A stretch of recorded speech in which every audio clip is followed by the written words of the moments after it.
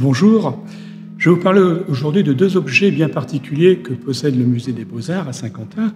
Ce sont les deux panneaux qui étaient à l'entrée du magasin Le Pauvre Diable à Maubeuge, magasin qui a abrité pendant plusieurs mois les pastels de Quentin de la Tour.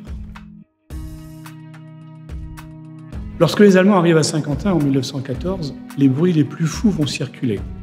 Par exemple, on dit que les Allemands ont détruit le musée et envoyé les pastels à Berlin. Autre bruit également qui circule, c'est que les pastels auraient été divisés en plusieurs lots, ont été remis à des représentants de Saint-Quentin et que le gardien de cette époque, M. Anatole Dumas, en aurait fait des copies pour le mettre dans le musée. Ce qui n'est pas le cas, bien entendu.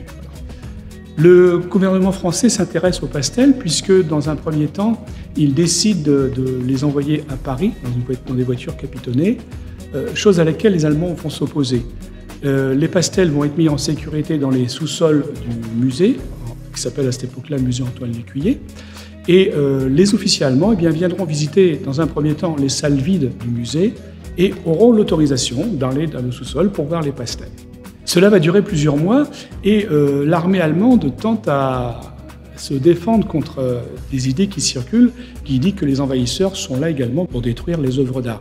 Ce n'est pas le cas puisqu'elle va faire paraître un livre très important qui va s'appeler Les pastels de la Tour, dans lequel vont figurer 89 pastels. Et ce livre-là va être édité par l'armée allemande.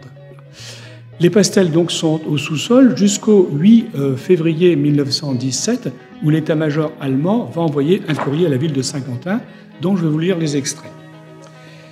On vous communique par la présente que sur l'ordre de son Excellence Monsieur le Général en chef, une partie des trésors d'art se trouvant à Saint-Quentin, parmi eux les pastels de la Tour, doivent être transportés à Maubeuge afin de les protéger contre les attaques d'avions.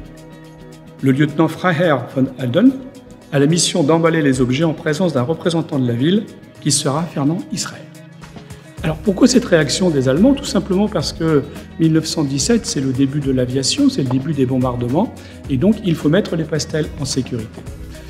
La préparation des pastels va s'avérer difficile car la municipalité va presque s'opposer à l'emballage des pastels puisque les Allemands vont, dit-on, utiliser des caisses qui sont à la fois vermoulues et humides. Et en plus, un incident va augmenter cette réticence.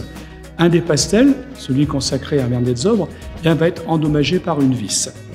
Donc on décide de mettre les pastels dans des caisses, mais séparément, et de les protéger par du foin.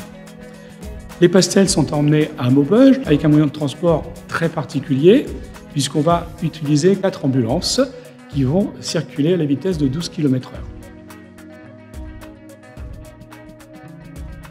Alors pourquoi des ambulances? Tout simplement parce qu'on dit qu'on ne tire pas sur une ambulance puisqu'elle est censée transporter des blessés. Donc lorsque les aviateurs voient un véhicule avec une croix rouge, normalement ils ne doivent pas attaquer l'ambulance. Ce qui est le cas puisque les pastels vont arriver en bon état au musée à Maubeuge. Alors pourquoi choisir ce magasin, qui est un magasin de confection qui appartient à M. Delorme? Parce que le musée de Maubeuge, lui, a été bombardé en 1914. Les pastels vont être exposés, d'ailleurs avec une très très belle présentation, ce qui fait que beaucoup de personnes vont venir.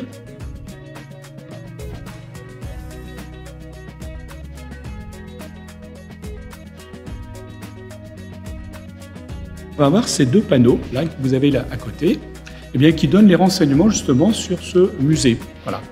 Alors sur celui-ci, c'est indiqué que c'est un musée qui présente les pastels de la Tour et d'autres objets d'ailleurs qui vont être pris dans le musée Antoine Lécuyer à Saint-Quentin, voilà, et puis de la région d'ailleurs. Et puis sur la deuxième partie, il y a simplement les horaires d'ouverture du musée puisqu'il est ouvert de 10h à midi et de 3h à 6h l'après-midi. Fermé le dimanche, comme c'est indiqué, et entrée libre. Alors c'est important de mettre entrée libre parce que les Allemands vont à la fois le réserver à leurs militaires, mais les civils pourront également aller dans le musée. Le musée est inauguré le 28 mai 1917 par le maréchal von Hindenburg, qui d'ailleurs, très intéressé par ce musée, s'y rendra 2 fois après. Pendant l'ouverture de ce musée, donc entre le 1er juin 1917 et le 31 octobre 1918, chaque mois, 2865 militaires et 170 civils vont venir voir les pastels. Tout se passe bien jusqu'au moment où l'armée allemande, sentant l'avancée importante des armées françaises et britanniques, décide de protéger une nouvelle fois les pastels, de les mettre dans les sous-sols du magasin. Et là, ils seront entreposés, protégés par des couvertures, etc. Et cela est une bonne idée puisque quelque temps après, le magasin va être bombardé, va être bien endommagé, alors que les pastels ne seront pas touchés. Monsieur Israël souhaite ramener les pastels à Saint-Quentin.